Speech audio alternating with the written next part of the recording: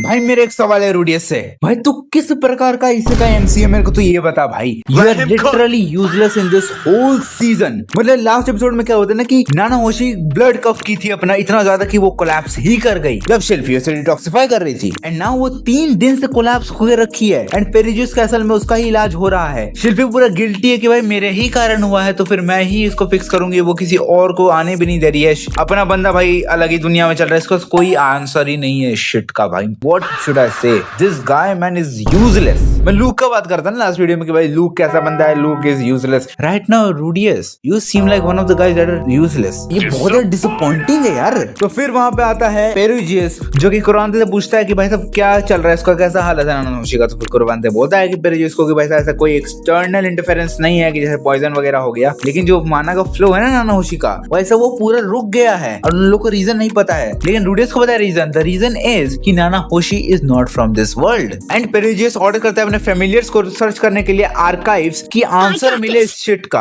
अपना मतलब हेल्प करने के लिए बोलता है। लेकिन पेरिजियस बोलता है कि ना ना ना तू रहने दे बेटा, हमें किसी को अलाउ ही नहीं करता, तेरे को कैसे कर दूंगा मैं। और बाय द वे पेरिजियस अभी भी हेट करता है रूडियस को, ये याद रखना। अभी भी रूडियस ट्राई कर रहा है वैसा प्रोसेस करने का इस पूरी सिचुएशन को, कंपेयर कर रहा है एक मूवी से जहाँ पे वो एलियन को देखा था कि अर्थ पे आया था पूरा वाइब्रेट हो गया एक सिंपल कोल्ड से, एंड वंडर कर रहा है अभी ये कि नाना होशी भी मरने वाली है। मतलब यू ऐसा इसका MC having knowledge of games वगैरह और तुम अपने मैजिक को कभी उस वे में ट्रेन ही नहीं कर पाया, क्या बोलूं मैं। पेरिजियस पूरे ग्रुप को समन करता है अपने मतलब थ्रोन रूम में और रिवील करता है डायग्नोसिस कि ये एक ड्राइन सिंड्रोम है। अब ये एक डिजीज है 7000 साल पहले का। एक टाइम होता था ना जहाँ पे ह्यूमंस का जो माना था बहुत ज्यादा कम था, बहुत वीक था, तो उन लोग को बहुत ज्यादा ड्राइन सिंड्रोम होते थे। लेकिन वो फर्स्ट वॉर जो हुआ था ना ह्यूमन और डीमन वाला, उसके बाद चला गया, क्योंकि उसके बाद जो उन लोग का जो माना है ह्यूमंस का वो ड्रास्टिकली बढ़ गया, तो उन लोग को कोई ड्राइन सिंड्रोम उसके बाद कभी जिंदगी में हुआ ही नहीं। And there is no cure for this shit. Perugius अपने फैमिलियर का यूज करेगा जो स्केयर कोट ऑफ टाइम, जिससे वो होल्ड करेगा नाना होशी के पर्सनल टाइम को, जो प्रिवेंट करेगा डिजीज को फैलने से ही, वाइल सभी लोग क्योर खोजेंगे इस चीज का।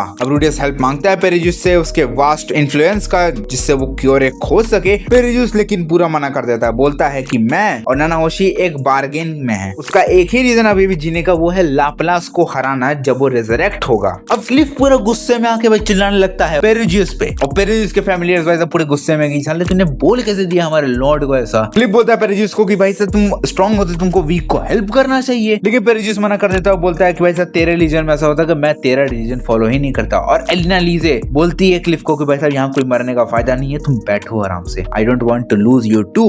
और रूडियस अभी भी सोच रहा है कि चलो मैं कर ही क्या सकता हूँ इस सिचुएशन में। Sometimes in my life I think कि भाई ये बंदा क्या है। कभी कुछ ओकेजन से भाई साहब मैं इसको रिस्पेक्ट करता हूँ, मैं मोस्टली इन द टाइम मैं इसको डिसरिस्पेक्ट ही करूंगा। Every decision this motherfucker takes is wrong, every decision this motherfucker do is wrong. ना ये अपने आप को ट्रेन करता है स्ट्रॉन्ग करने के लिए, ना भाई रिसर्च कर रहा है ठीक से, ना कुछ कर रहा है, क्या बोलूं मैं। अब एक फैमिलियर आता है पेरिजियस का, बोलता है कि नाना होशी उठ चुकी है, पूरा ग्रुप उसको देखने जाता है। जहाँ पे रूडियस पूछता है नाना होशी कि तुम ठीक हो, तो नाना होशी बोलती है मैं तेरे को ठीक दिखाई दे रही हूँ। इन लोगों ने बोला कि इसका कोई क्योर ही नहीं है अपने वर्ल्ड में, लेकिन अपना ग्रुप भाई साहब बोलने लगता है मिल जाएगा क्योर, बिल्कुल मिलेगा, तुम बिल्कुल टेंशन मत लो। और रूडियस सोच रहा होता है कि भाई एक फॉल्स होप देना एक ऐसे पेशेंट को जो कि मरने वाला है, दैट इज वेरी बैड। नाना होशी कोई रिस्पॉन्स भी नहीं देती है उनके पॉजिटिव इंटेंशंस का या फिर उन लोग के सजेशंस का, एंड पूरा ग्रुप वहां पे चला जाता है एक्सेप्ट रूडियस। अब नाना होशी रूडियस से बात करती है एंड दिस हिट्स हार्ड। वो बोलती है कि मैं इस वर्ल्ड की हूं ही नहीं। जब मैं इस वर्ल्ड में आई थी 8 साल पहले तो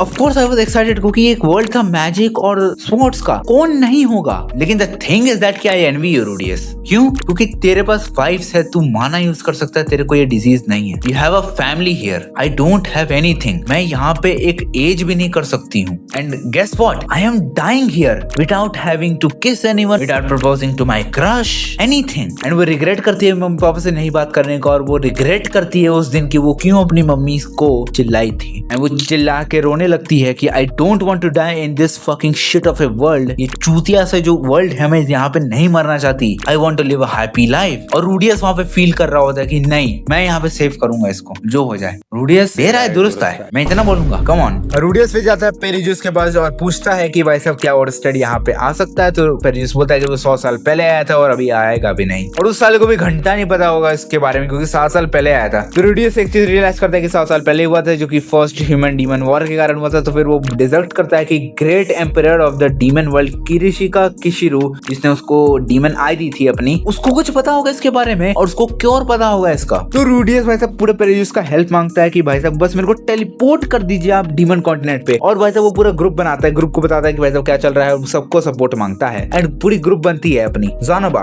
क्लिफ, एनालिसे, अब ये तीनों प्लस रूडियस जाएंगे डीमन कॉन्टिनेंट। रूडियस बोलता है शिल्पी को कि भाई साहब तुम रुचि का ख्याल रखो, क्योंकि अगर दोनों पेरेंट्स ज्यादा दूर रहेंगे बच्चे से तो वो हेल्दी बिल्कुल नहीं है। एंड शिल्पी इस बात को समझती है और बोलती है कि बस तुम साला एक हाथ और लूज मत कर लेना प्लीज। एंड फिर शिल्पी और रूडियस जाते हैं अपने घर में वापस, जहाँ पे वो बताता है कि मैं बहुत ही लंबी जर्नी पे जा रहा हूँ। एंड नेक्स्ट डे ये लोग आते हैं द पेरिजियस कैसल में, जहाँ पे शिल्वरेल गाइड करती है पूरे अपने पार्टी को जाने के लिए अंडरग्राउंड चैम्बर में, जहाँ पे एक एंशिएंट मैजिक सर्कल है टू द डीमन कॉन्टिनेंट। वो वार्न करती है सबको कि भाई साहब तुम लोग केयरफुल रहना। वो टेलीपोर्ट करता है भाई साहब। अब वो लोग एक सील्ड रूइन में टेलीपोर्ट जाता है, जहाँ पे रूडियस ऑर्डर करता है ज़ानोबा को कि ज़ानोबा रो वो दरवाजा तोड़ो। साला दया नहीं है वो कि दरवाजा तोड़ो, ये चप्पल कहाँ है मेरा, इसको बहन जो फेंक के मारूंगा कुत्ते को। अब वो लोग वहां पे पहुंच चुके हैं जहाँ पे रूडियस पहले भी आ चुका है, वही पहली सिटी जहाँ पे वो रूइजर्ड, एरिस और खुद गया था। अब रूडियस पहले एडवेंचर गिल्ड में जाता है, जहाँ पे फिर से ये माधर चोद भाई क्या है भाई, मैं समझ गया कि ऑड है, ये ऑड पीस है,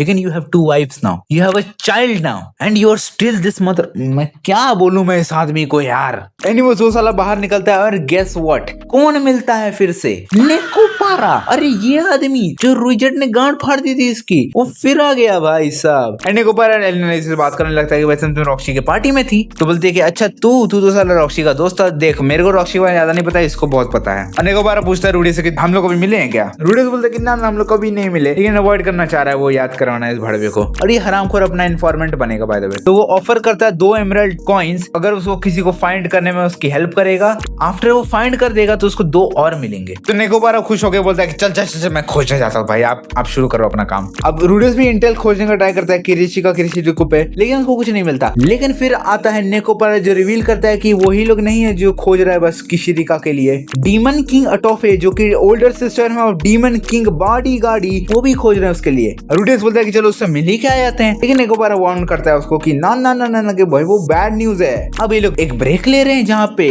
पूरे ग्रुप के लिए ला रहे थे एनालिसे और क्लिफ एक मीट स्क्वीवर। और क्लिफ नोटिस करता है एक बहुत ही छोटा सा एक बेगर को, उसको खाना दे देता है वो वाला, एंड वो खा के गेस करो कौन था वो। मेरे को तो पहले पता चल गया कौन हो रहा था, क्योंकि आवाज तो मेरे को याद रहती है। रूडियस बोलता है कि ये डेजा वू क्यों लग रहा है बहनचोद, एंड गेस करो कौन निकलता है, किशिरिकू, the fucking moment they are trying to find for over 10,000 years. वो यहाँ पे इन लोग के सामने आ चुकी है। एंड इसी नोट पे अपना एपिसोड खत्म होता है। वीडियो सी के आगे क्या होता है, तब तक के लिए बाय बाय।